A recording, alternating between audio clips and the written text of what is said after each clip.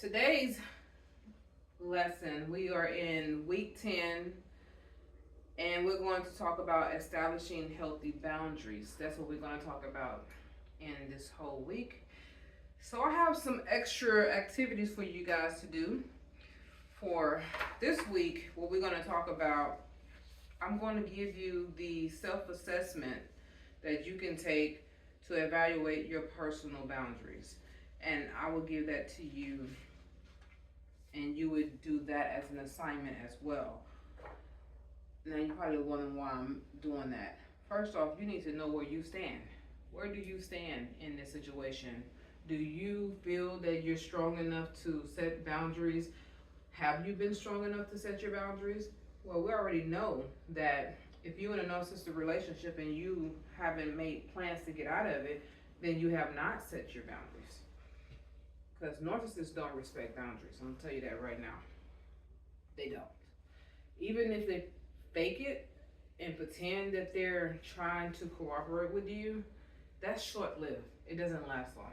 The minute that they see that they're not getting what they want from you, then their true selves will come out. Their true identity will show up again. So you're wasting your time trying to figure out what it is that you need to do to set boundaries with them. So what I'm going to be teaching you is how to set boundaries with people in the future. Like anyone that you meet, if they're potential mates, you're ready for another relationship and you feel that you are ready for another relationship, I'm going to teach you how to set those boundaries in the beginning before they even get crossed. That way you don't have to worry about allowing yourself to be subjected to any type of abuse ever again in your life.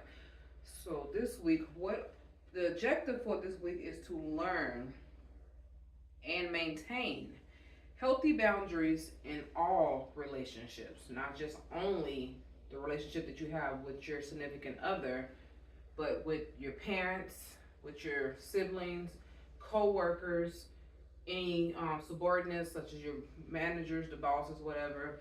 Hey, they have to be told your boundaries too. I don't care if they are your boss. They need to know there's certain things they can't do with you. There's certain tones they can't have with you. They need to understand what you are and who they are still human. Okay, that's what I'm trying to get you to understand. Just because you're a boss don't mean that they can treat you and say anything to you. I have witnessed people cry because of a manager said something to them and they couldn't handle the pressure. And I'm like, hold up. First off, matter of fact, I helped the young lady write a complaint, a grievance on one of the supervisors that I'm not gonna say any name and then like that, but I will tell you, I don't play that. When it comes to me, I don't play no one crossing boundaries and crossing lines. Because this young lady, when I seen her, she was crying. I'm like, what's wrong with you? She's telling me what happened.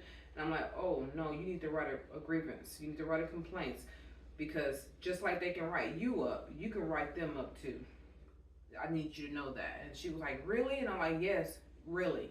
You can. Because the minute that they realize they can't treat you any kind of way, then they will learn to respect you and still do their job, but to respect your boundaries and the things that they just can't say to you or cross you with. So this is what I'm trying to say. I'm going to teach you this because this is something that will help you in your future along the way with anything that you're dealing with when it comes to dealing with people. Because some people don't know that they're crossing your boundaries. They think they can talk to you any kind of way. Remember when I said in another week prior to this, I said that I don't like people calling me out of my name using the B word? Well, that's a boundary for me. You can't cross me in that way because those are fighting words to me. And I don't see it as a type of endearing type of situation. Like some people think that it's endearing to be called the B by your friend. Like that's just a form of expression. Not for me. That expression is aggressive for me. So I prefer you not to use it, not when you're directing it towards me. So that's what I'm trying to say here. So what the topics for this week is going to be the importance of boundaries. And then the techniques for setting and enforcing boundaries. I'm going to teach you some techniques on that. and also assertiveness training. I told you this once before that I was going to teach you how to be assertive, how to use it, and what it is. Because some people don't even know what assertiveness is. Well, I'm going to definitely go over that with you too, and that's for day 3. Now, here's your assignment for this week. You will have to read a chapter in the book. So I'm going to show you what book you're going to read from. You're going to read from the book you've been reading from, which is Breaking the Spell, The Ultimate Escape Plan from Narcissistic Entanglements, the Black Book. You're going to read chapter 11, which is pages 150 through 164. So you're going to read in this book. All right. Now, your other assignment is going to be boundary setting workshops. Yeah, we're going to do a workshop. And you're going to write down your boundaries. That's first and foremost. You're going to take a piece of paper out and you're going to write down what you feel shouldn't be crossed. Like, for instance, for me, another boundary for me is people borrowing money from me. I have a boundary on that. What I do, this is my rule. You don't have to adopt this rule, but if you think it's something that you could use, then try it. By all means, you can have it too. So when it comes to people borrowing money from me, everyone who borrowed money from me know if you don't pay me back, then I just paid you to never ever ask to borrow money from me again, because I will not lend you money anymore until you have paid me back what you owe me. And even when you pay me back what you owe me, if it had taken you so long to do so, I still paid you never to borrow money from me, because I'm still not going to give it to you, because you are not a person of your word. And not only are you not a person of your word, I need my money just like you're asking for my money. So guess what? I won't ask you for no money, so don't ask me for no money. All right? And we will be all right. Don't ask me for any money, and I won't ask you for any money. That's the way it go. So that's a boundary. How far can you go with me? And also, I have another thing when it comes to lending people money. I never lend out what I cannot afford. So basically, what I mean by that, if I feel that me giving you this money is going to hurt me because I actually need it, I'm not giving it to you, because I need it just as bad as you claiming that you need to borrow it from me. So I'm not giving you something that I actually need. So basically, if I can't just give it away and then forget all about it and act like it never ever reached my bank account or my hands, then I won't lend it. So that way you and I can stay friends and we can stay family members, because I will cut you off. And you ain't got to worry about asking me for no money no more. That's just the bottom line. But that's how it goes. So I make it a point to not borrow money from people. And if I ever have to, I know for a fact I'm going to pay you back. And I'm putting that in my budget, because I have a monthly budget. So I will write in my budget, this is what I need to do. I need to pay so-and-so back, and I will make sure that they get that money, because you are already included, just like my light bill and my phone bill, my card note, I included you in that too. That's how I keep from having a problem. But most of the time, I just won't ask you in the first place. So it's just what it is. Now, that's something that you're going to do. Once you write down your boundaries, you're going to go over them. And what you're going to do is you're going to role play healthy boundary scenarios. And I'm going to teach you some healthy boundary scenarios. That's what the assertiveness training is going to be about. I'm going to teach you that. We'll talk about that in a later video. But what you're going to do this week, though, you're going to find someone that you trust, a trusted friend, and you're going to role play with them. You're going to have them say certain things to cross the boundaries that you have, or try to reenact things to cross the boundaries that you have written. And you're going to come up with a way to be able to address that issue without it making you feel uncomfortable and bringing out the aggression in them to lash out at you.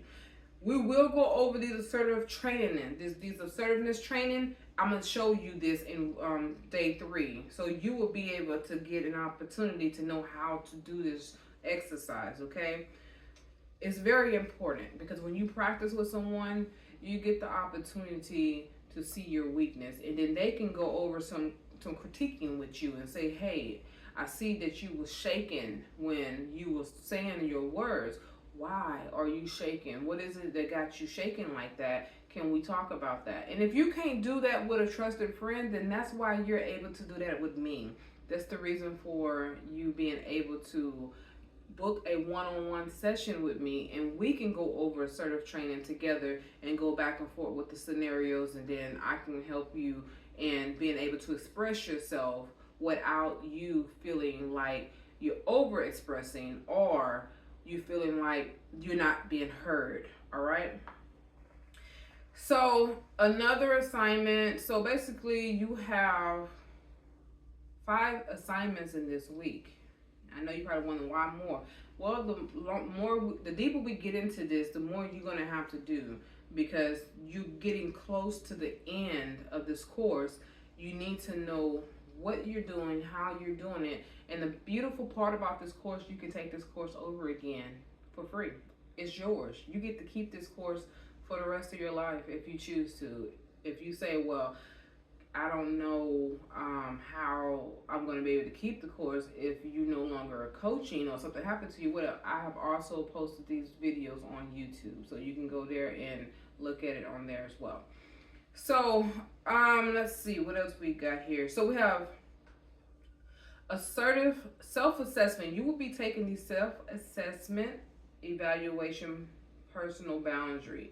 So you're going to fill it out and you're going to keep it for your records. The reason why I want you to fill it out and keep it for your records, because when time passes, let's say 5-6 years from now, you look at it again, you will see how far you have came, or if you are falling back into your old self again. You'll be able to see where you're making these mistakes at. Especially if someone come to you and they say, "Hey, can I borrow your car?" and you hand over your keys, knowing that they're not on your insurance, and also that they're not going to treat your car the way you treat your car, your vehicle, then you will see where you are still in the same scenarios of that you always been in. You'll see that you haven't grown. But if you be like, "No, I don't lend my car out to anyone." Let's say you're the type of person that used to lend your car out. I personally was that person. I used to lend my car out. I don't do it anymore after my dad drove in flood water and flooded my engine and totally towed out my car. That car was paid for. I had just finished paying it off. I'm telling you, I went through some things. That car was just paid for. I was finally in a position where I can keep my money to myself and not have to pay a car note. I was so destroyed because I kept replaying the scenario over and over in my mind, saying to myself, if I wouldn't let him use my car, I wouldn't have to be out here getting another car. And yeah, I got another car, but I shouldn't have had to, you know. He paid me $800. That was what he was able to afford to give me. But the car engine costs way more than that to get rebuilt or to put a new engine into that car, or even to get another car. I had to spend over $3,000 just to put down on a car note, on a down payment, just to get the car that I got now. So I was really upset, and I told myself, I don't care who the person is. No one is borrowing my car ever again. If I'm not taking you there, you're not getting it through my car. That's just the way it's gonna go. So you have to learn the assertiveness of how to let them know. Never ask me this again, or I would not allow you to do this and that to me again. So I will teach you the assertive training. So definitely do that evaluation, and you will know where you are and what you need improvement on, what you need to work on. And then after you have written down your boundaries, okay, you're going to say them daily to yourself, so you will remember them and become comfortable with them. It will help you to enforce them with others and to keep them from crossing you ever again. That's the reason why you're going to repeat your boundaries to yourself every day, reread them every day. the best thing you can do is when you getting dressed is speaking your boundaries out loud. I'm not letting no one borrow my car. I'm not letting money out to no one. If they ask me, I'm going to tell them no. I'm not even going to feel bad about why they need the money. Hey, I need my money too. You will be saying these things to yourself until eventually you will find people not asking you for the things that they used to take advantage of you with. You will find that they are no longer able to take advantage of you because they realize that you're not the same anymore, and they will stop taking advantage of you. So that is today for your week assignment, week 10. And we're going to go ahead and get into today's lesson, day 1, week 10, which is the importance of boundaries. Why boundaries are important, okay?